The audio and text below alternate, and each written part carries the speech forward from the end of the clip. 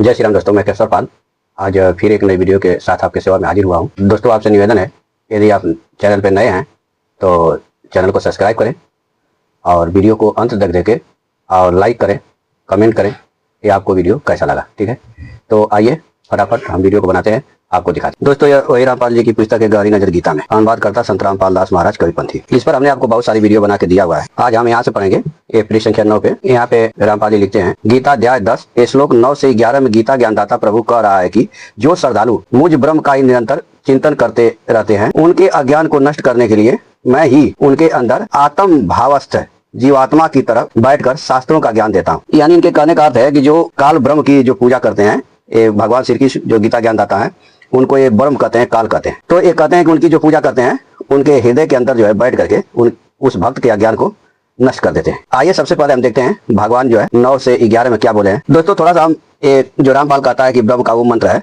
इसको थोड़ा सा देख लेते हैं। यह देखिए श्रीमद् भागवत गीता है, अध्याय 8 का 12-13 श्लोक है। तो यहाँ से हम पढ़ते हैं। पहले, इंद्रियों के संपूर्ण द्वारों को रोककर मन का हृदय में निरोध करके और अपने प्राणों को मस्तक में स्थापित करके योग धारणा में सम्यक प्रकार से स्थित हुआ जो साधक ओम, इस एक अक्षर ब्रह्म का, किसका? ब्रह्म का। क्या? ओम, एक अक्षर ब्रह्म का मानसिक उच्चारण और मेरा स्मरण। स्मरण किसका करना है?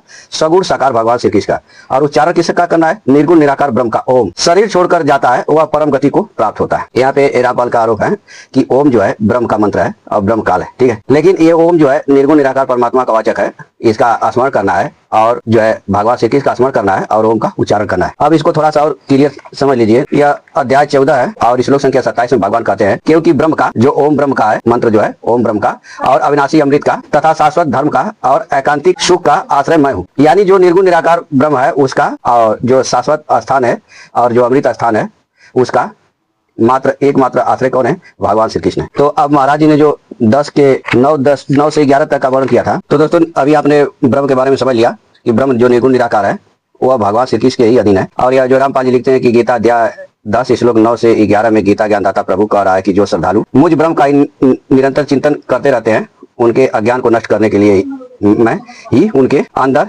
जीवात्मा की तरफ बैठकर शास्त्रों का ज्ञान देता हूँ। ठीक है, तो इसको समझने से पहले दोस्तों हम शुरू से ही पढ़ेंगे, अध्याय 10 के एक श्लोक से ही पढ़ेंगे और जाएंगे 11 तक, देखेंगे भगवान का क्या आदेश है। ठीक है, यह अध्याय 10 है और इसका पहला श्लोक है। भगवान इसमें कहते हैं, हे महाबाहो अर्जुन, मेरे परम वचन को तुम फिर भी सुनो, जिससे मैं मुझ में अत्यंत प्रेम रखने वाले तुम्हारे लिए हित की कामना से कहूंगा। मैं क्यों कहूंगा हित की कामना से? किसके लिए? तुम्हारे लिए, क्योंकि तुम मेरे में अत्यंत प्रेम रखते हो, इसलिए मैं यह वचन कहने जा रहा हूँ। आगे दूसरा भगवान बोले, मेरे प्रकट होने को न देवता जानते हैं और न महर्षि, क्योंकि मैं सब प्रकार से देवताओं और महर्षियों का आदि हूँ। यानी जितने भी महर्षि हैं और देवता हैं, सबके आदि कौन है? भगवान श्री कृष्ण है। इसलिए उनके जन्म को नहीं जानते, प्रकट होने को, कि वो कब प्रकट हुए। ठीक है, 10 का 3 है, जो मनुष्य मुझे अजन्मा अनादि और महान ईश्वर जानता है, अर्थात दृढ़ता से संदेह रहित स्वीकार कर लेता है, वह मनुष्यों में ज्ञानवान और वह संपूर्ण पापों से मुक्त हो जाता है। संपूर्ण पापों से कौन मुक्त होगा और कौन ज्ञानी है? जो गीता ज्ञानदाता को अजन्मा अनादि और महान ईश्वर जानता है। ठीक है, तो ऐसा कुछ तो रामपाल जी और इनके चेले तो जानते नहीं, तो ये कभी मुक्त भी नहीं होंगे और ज्ञानी भी नहीं है। 5वां में कहते हैं, ये 4-5 एक ही में है, बुद्धि ज्ञान सम्मोहन क्षमा सत्य दम सम तथा सुख और दुख, उत्पत्ति विनाश भय अभय और अहिंसा समता संतोष ताप दान यश और अपयश, प्राणियों के ये अनेक प्रकार के अलग अलग 20 भाव मुझसे ही होते हैं। यानी मुझसे जो है, मैं जब हर प्राणियों में स्थित हूँ, भगवान इसी 10 के 20 में बताएंगे, मैं हर प्राणियों के हृदय में स्थित आत्मा हूँ। तो वही बता रहे हैं कि मैं मुझसे मेरे ही शरीर में रहते हुए हर प्राणियों में बुद्धि ज्ञान असमोहन क्षमा सत्य दम सम तथा सुख दुख उत्पत्ति विनाश भय अभय और अहिंसा समता संतोष तप दान यश और अपयश, प्राणियों के ये अनेक प्रकार के अलग अलग 20 भाव मुझसे ही होते हैं। यदि शरीर से आत्मा निकल जाए तो फिर क्या होगा? ऐसा कुछ भी नहीं हो पाएगा। ठीक है, 6वां भगवान कहते हैं कि 7 महर्षि और उनसे भी पहले होने वाले 4 सनकादिक तथा 14 मनु, ये सब के सब मेरे मन से पैदा हुए हैं और मुझ में भाव सदा भक्ति रखने वाले, जिनकी संसार में यह संपूर्ण प्रजा है। संसार में संपूर्ण प्रजा किसकी है? मनु की है। ये भगवान के कैसे पैदा हुए? मन से। ठीक है, 7वां में कह रहे हैं कि जो मनुष्य मेरी इस विभूति को और योग सामर्थ्य को तत्व से जानता है, अर्थात दृढ़ता से संदेह रहित स्वीकार कर लेता है, वह अविचल भक्ति योग युक्त होकर, इसमें कुछ भी संशय नहीं है। यानी वह अविचल भक्ति युक्त हो जाता है। कौन? जो भगवान के इन सारे महान कार्यों को जान जाता है कि सप्त ऋषि सनकादिक 14 मनु ये सब कौन है? भगवान के मन से पैदा हुए हैं और भगवान के रहते ही बुद्धि ज्ञान असमोहन क्षमा सत्य ये सब जो गुण 20 बताए गए, ये भी होता है भगवान से ही। और भगवान को जो अजन्मा अनादि और महान ईश्वर जानता है, मान लेता है, वह ज्ञानी और संपूर्ण पापों से मुक्त हो जाता है। तो ये सारे चीज बताने के बाद भगवान यहाँ कह रहे हैं कि जो ये सब कुछ जान जाता है और संदेह रहित मान लेता है, वह अविचल भक्ति योग हो जाता है। यही 10 का 8 है। मैं संसार मात्र का प्रभाव मूल कारण हूँ और मुझसे इस सारा संसार प्रवृत्त हो रहा है अर्थात चेष्टा कर रहा है, ऐसा मानकर मुझ में ही श्रद्धा प्रेम रखते हुए बुद्धिमान भक्त मेरा भजन करते हैं। कौन भगवान के भजन करते हैं? बुद्धिमान भगत। कैसे भगवान के? जिस भगवान से सारा संसार प्रभाव में है यानी उत्पन्न हुआ है और जिसमें यह सारा संसार कार्य कर रहा है, चेष्टाएं कर रहा है यानी स्थित है। नवम भगवान बोल रहे हैं कि मुझ में चित्त वाले, मुझ में प्राणों को अर्पण करने वाले भक्तजन आपस में मेरे गुण प्रभाव आदि को जानते हुए और उनका कथन करते हुए नित्य निरंतर संतुष्ट रहते हैं और मुझ में ही प्रेम रखते हैं। भगवान में कौन प्रेम रखते हैं? जो भगवान के कार्यों को जानते हैं और भगवान के गुण स्वभाव को आपस में बैठ करके बातें करते हैं कि भगवान के ये गुण है, भगवान के ये प्रभाव है। और जो भगवान को ऐसा नहीं जानता वो भगवान की निंदा ही करता है, जैसे रामपाल जी और उनके चेले जो है करते रहते हैं। भगवान 10वां में कह रहे हैं कि उन नित्य निरंतर मुझ में लगे हुए और प्रेम पूर्वक मेरा भजन करने वाले भक्तों को मैं वह बुद्धि योग देता हूं जिससे उनको मेरी प्राप्ति हो जाती है।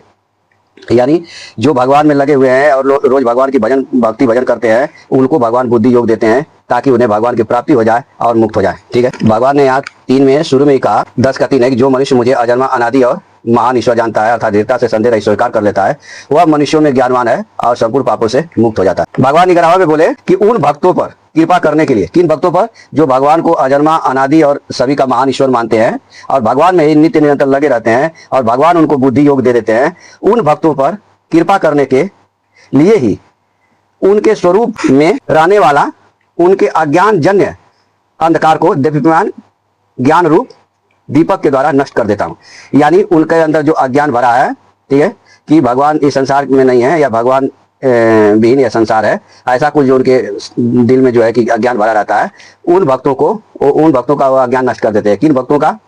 जो भक्त भगवान को अजन्मा अनादि मानते हैं और मान करके सदा उनकी भजन करते हैं। ठीक है, उन भक्तों का यहाँ कहने का भगवान का ये। जब इतना कुछ भगवान ने कहा तो अर्जुन भगवान की महानता को देखते हुए आगे जो है 12-13 में प्रश्न कर रहे हैं। परम ब्रह्म परम धाम और महान पवित्र आप ही है, आप शाश्वत दिव्य पुरुष आदि देव अजन्मा और सर्वव्यापक हैं, ऐसा आपको सब के सब ऋषि देवर्षि नारद असित देवल तथा व्यास कहते हैं और स्वयं आप भी मेरे प्रति कहते हैं। आगे अर्जुन फिर 14वां में कह रहे हैं, हे केशव मुझसे आप जो कुछ कह रहे हैं यह सब मैं सत्य मानता हूँ। हे भगवान आपके प्रकट होने को न तो देवता जानते हैं और न दानव ही जानते हैं। हे भूत भावन, हे भूतेश, हे देवदेव, हे जगतपते, हे पुरुषोत्तम, आप स्वयं ही अपने आप से अपने आप को जानते हैं। इसलिए जिन विभूतियों से आप इन संपूर्ण लोकों को व्याप्त करके स्थित हैं उन सभी अपनी दिव्य विभूतियों को संपूर्णता से वर्णन करने में आप ही समर्थ है। हे योगी निरंतर सांगोपांग चिंतन करता हुआ मैं आपको कैसे जानूं और हे भगवान किन किन भावों में आप मेरे द्वारा चिंतन किए जा सकते हैं अर्थात किन किन भाव में मैं आपका चिंतन करूं। ये अर्जुन जो है भगवान से लगातार प्रश्न कर रहे हैं। हे जनार्दन आप अपने योग सामर्थ्य को और विभूतियों को विस्तार से फिर कहिए क्योंकि आपके अमृतमय वचन सुनते सुनते मेरी तृप्ति नहीं हो रही है। तो दोस्तों यहाँ पे भगवान ने अर्जुन को जब अपनी महानता के बारे में बताया और अर्जुन जो है विभूतियों के बारे में पूछ रहे हैं तो थोड़ा सा और पढ़ देते हैं इसमें। यहाँ से भगवान बोल रहे हैं 19वां से, हाँ ठीक है मैं अपनी दिव्य विभूतियों को तेरे लिए प्रधानता से संक्षेप में कहूंगा क्योंकि हे कुरुश्रेष्ठ मेरी विभूतियों के विस्तार का अंत नहीं है। भगवान की विभूतियों का विस्तार अंत नहीं है तो उसको किस में कहेंगे? संक्षेप में कहेंगे। तब भगवान ने पहली विभूति बताया था अपना 10 के 20 में, हे नीत को जितने वाले अर्जुन संपूर्ण प्राणियों के आदि और मध्य तथा अंत में मैं ही हूँ और संपूर्ण प्राणियों के अंतःकरण हृदय में स्थित आत्मा भी मैं ही हूँ। तो आत्मा भी भगवान ही है, ये भगवान का कहने का अर्थ है। तो यहाँ पे जो रामपाल जी ने ये गप्पे मारने की कोशिश किए थे इनका ये कहने का अर्थ है बताने का कि ये काल जो है किसी के शरीर में घुस जाता है। ठीक है, मेन चीज ये घुसा रहे हैं शरीर में, लेकिन यहाँ पे काल बोल की कोई वर्णन नहीं था, यहाँ भगवान के महानता का वर्णन था कि जो भगवान को अजन्मा अनादि मानता है वो ज्ञानवान है और वह संपूर्ण पापों से मुक्त हो जाता है और जो नहीं जानता है वह संपूर्ण पापों से मुक्त नहीं भी होगा और वह मूर्ख है। ठीक है, तो ऐसा गुण तो रामपाल जी और उनके चेले में है कि भगवान को अजन्मा अनादि नहीं मानते हैं तो यह मूर्ख भी है और पापों से मुक्त भी नहीं हो सकते। आगे इन्होंने विष्णु पुराण से कुछ लिया हुआ है, ये देखिए श्री विष्णु पुराण गीता प्रेस गोरखपुर से प्रकाशित के चतुर्थ अंश अध्याय 2 श्लोक 21 से 26 में पृष्ठ 233 पर लिखा है कि देवताओं और राक्षसों के युद्ध में देवताओं की प्रार्थना पर भगवान विष्णु ने कहा कि मैं राजश्री ससाद के शरीर में कुछ समय प्रवेश करके असुरों का नाश करूंगा, ऐसा ही किया। श्री विष्णु पुराण गीता प्रेस गोरखपुर से प्रकाशित के चतुर्थ अंश अध्याय 3 श्लोक 4 में 4 से 6 में पृष्ठ 242 पर लिखा है कि नागेश्वरों की प्रार्थना स्वीकार करके श्री विष्णु जी ने कहा कि मैं मानधाता के पुत्र पुरकुश के शरीर में प्रवेश करके गंधर्वों का नाश करूंगा। वैसा ही किया गया। यहाँ विष्णु रूप में काल ब्रह्म बोल रहा है। ठीक है, तो यह दोस्तों इनके जो ज्ञान में है, कहीं भी ऐसा लिखा रहेगा तो एक काल ही इनके लिए बोलता रहता है। और यह जैसे काल घुसता है दूसरे के शरीर में, वैसा ही कबीर भी इनका घुस जाता है। वो भी आप देख लीजिए। यह जब रामपाल जी ने काल एक लड़की पैदा किया था सतपुरुष इनका, जो दुर्गा इसको कहते रहते हैं, और उसको जब काल घोट जाता है और जब वो पेट से पुकारती है लड़की, तो उसको जो है इनका एक कबीर नामक जो परमात्मा है, वह उसी समय लिखते हैं कि उसी समय कबीर देव अपने पुत्र योग सत्यायन अर्थात जोगजीत का रूप बनाकर वहां प्रकट हुआ। ठीक है, तो यह काल से भी कम नहीं है। इनका जो कबीर नामक परमात्मा है वो काल से कम नहीं है। वो अभी भेष बना लेता है, बहुरूपिया है वो, कभी जोगजीत का, कभी किसी का भेष बना करके वो भी घूमता रहता है। ठीक है, तो ये किसी को भी घुमा देंगे रामपाल। इनके अपनी कलम है और अपनी जो है लेखनी है, किसी को घुमाते रहते हैं। थोड़ा सा विष्णु पुराण में पढ़ लेते हैं। यह विष्णु पुराण है और अध्याय 2 है, चतुर्थ अंश है जो रामपाल जी ने यहाँ पे लिखा था। तो दोस्तों इसमें बात क्या चल रही है, इक्ष्वाकु के वंश का वर्णन तथा सौभरी चरित्र। सौभरी नाम के एक राजा हैं, उनका चरित्र का वर्णन होगा। और इक्ष्वाकु नाम के राजा हुए थे, उनके जो है कि वंश में कौन कौन हुए उसका वर्णन हो रहा है। तो उन्हीं के वंश में एक यहाँ पे जो है पुरंजय का भी यह एक दूसरा नाम पड़ा। ये ससाद जो है पूर्व काल में त्रेता युग में एक बार अति भीषण देवासुर संग्राम हुआ। उसमें बलवान दैत्यगण से पराजित हुए देवताओं ने भगवान विष्णु की आराधना की। ठीक है, किसकी आराधना की? भगवान विष्णु की। तब आदि अंत शून्य अशेष जगत प्रतिपालक, जिनका न आदि है न जिसका अंत है, और न जिनको शून्य कहा जा सकता है, और न जिनका कोई शेष है, ठीक है, वह जगत पालक श्री नारायण ने देवताओं से प्रसन्न होकर कहा, आप लोगों का जो कुछ अभिष्ट है वह मैंने जान लिया है। उसके विषय में यह बात सुनिए। राज श्री ससाद का जो पुरंजय नामक पुत्र है, उस क्षत्रिय श्रेष्ठ के शरीर में मैं अंश मात्र से, ठीक है, अंश मात्र से, ये नहीं कि वो घुस करके वो घुस गए जैसे पेट घुस जाता है। ठीक है, ये अंश मात्र से, मैंने शक्ति देंगे उनको, स्वयं अवतरित होकर उन संपूर्ण दैत्यों का नाश करूंगा। अतः तुम पुरंजय को दैत्यों के वध के लिए तैयार करो। यह सुनकर देवताओं ने विष्णु भगवान को प्रणाम किया। ठीक है, किसको प्रणाम कर रहे हैं? विष्णु को, किसी काल को प्रणाम नहीं कर रहे हैं। और रामपाल क्या लिखते हैं कि उनको काल ही नजर आता रहता है। और पुरंजय के पास आकर उससे कहा, हे क्षत्रिय श्रेष्ठ, हम लोग चाहते हैं कि अपने शत्रुओं के वध में प्रवृत्त हम लोगों की आप सहायता करें। हम अभ्यागत जनों का आप मान भंग न करें। यह सुनकर पुरंजय ने कहा, यह तो त्रैलोक्य नाथ शत्रकर्तु आप लोगों के इंद्र हैं। यदि मैं इनके कंधे पर चढ़कर आपके शत्रुओं से युद्ध कर सकूं तो आप लोगों का सहायक हो सकता हूँ। यानी ये पुरंजय क्या कर रहे हैं कि जो शतकर्तु यानी इंद्र है, इनके कंधे पर चढ़कर के मैं युद्ध करूंगा, तभी मैं आपकी सहायता कर सकता हूँ। अब यह पृष्ठ संख्या 240 पर कह रहे हैं कि यह सुनकर समस्त देवगण और इंद्र ने बहुत अच्छा ऐसा कहकर उनका कथन स्वीकार कर लिया। इस वृषभ रूपधारी इंद्र की पीठ पर चढ़कर चराचर गुरु भगवान अच्युत के तेज से यानी शक्ति से भरपूर होकर राजा पुरंजय ने रोषपूर्वक सभी दैत्यों को मार डाला। उस राजा ने बैल के कुकुद कंधे पर बैठकर दैत्य सेना का वध किया था, अतः उसका नाम ककुतस्थ पड़ा। ककुतस्थ के अनेना नामक पुत्र हुआ। यानी यहाँ पे इनका नाम पुरंजय का ककुतस्थ क्यों पड़ा था, इसका वर्णन हो रहा है कि वह जो है भगवान के तेज से, भगवान विष्णु के तेज से इंद्र के कंधे पर बैठकर, वृषभ रूपधारी यानी बैल बने हुए इंद्र के कंधे पर बैठ करके उन्होंने राष्ट्रों का वध किया था, इसलिए उनका नाम ककुतस्थ पड़ा था। यह बताने के लिए यह कथा चली थी। ठीक है, आगे इनका एक और भ्रम है, उसको दूर कर दिया जाए। यह विष्णु पुराण का 3रा अध्याय है और चतुर्थ अंश में इसमें भी रामपाल जी कुछ बोल रहे थे कि यहाँ से थोड़ा हम पढ़ लेते हैं। अब हम मंदाता के पुत्रों की संतान का वर्णन कर रहे हैं। यहाँ पे मंदाता के संतान का वर्णन किया जाएगा।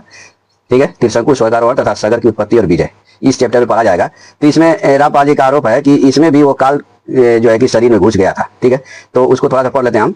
अब हम मंदाता के पुत्रों की संतान का वर्णन करते हैं।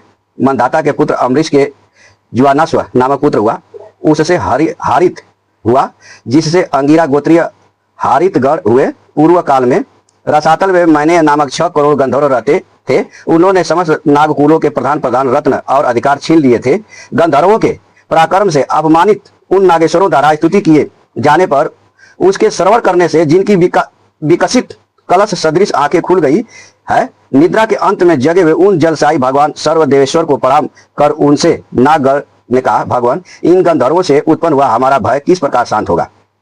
तब आदि अंत रहित, यानी जिसका न आदि है न जिसका अंत है, भगवान पुरुषोत्तम ने कहा, जुआनस्व के पुत्र मंधाता जो यह पुरकुत्स नामक पुत्र है, उसमें परिष्ट होकर मैं उन संपूर्ण दुष्ट गंधर्वों का नाश कर दूंगा। यह सुनकर भगवान जलसाई को प्रणाम कर समस्त नागाधिपतिगण नागलोक में लौट आए और पुरुकुत्स को लाने के लिए अपनी बहन एवं पुरुकुत्स की भार्या नर्मदा को प्रेरित किया। तदंतर नर्मदा पुरुकुत्स को रसातल में ले आई।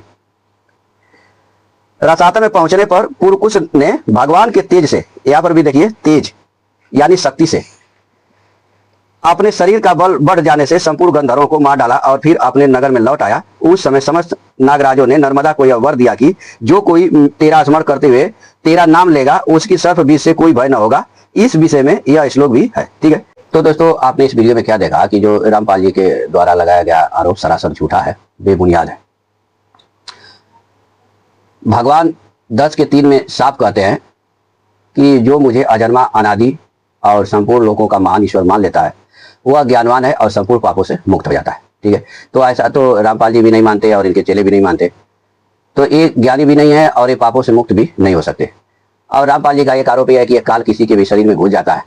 तो भाई रामपाल जी के ज्ञान में तो जो इनका कवि परमेश्वर है वो भी जोगजीत के रूप में, और एक और वीडियो है इनका उसमें जो भस्मासुर का कथा चल रहा है, तो उसमें वो भस्मासुर से भगवान शंकर को बचाने के लिए इनका कवि परमात्मा भगवान विष्णु के रूप में आ जाता है। तो यह काल और इनके कवि परमात्मा में तो कोई विशेष अंतर नहीं है। ठीक है, इनके हिसाब से इनके जो ज्ञान है, जबकि यहाँ पे ऐसा कुछ भी नहीं है। जहाँ पे राक्षसों को मारने के लिए भगवान ने अपना तेज दे करके पुरंजय को शक्ति दे करके राक्षसों का वध करवाया, और वहीं नागों को मारने के लिए भगवान ने अपना शक्ति दिया था। तो यह कुल मिला जुला के दोस्तों रामपाल जी का किया ज्ञान बिल्कुल गुमराह जुट है। ठीक है, तो आज के लिए इतना है, फिर मिलेंगे नेक्स्ट वीडियो में, तब तक के लिए जय सीताराम।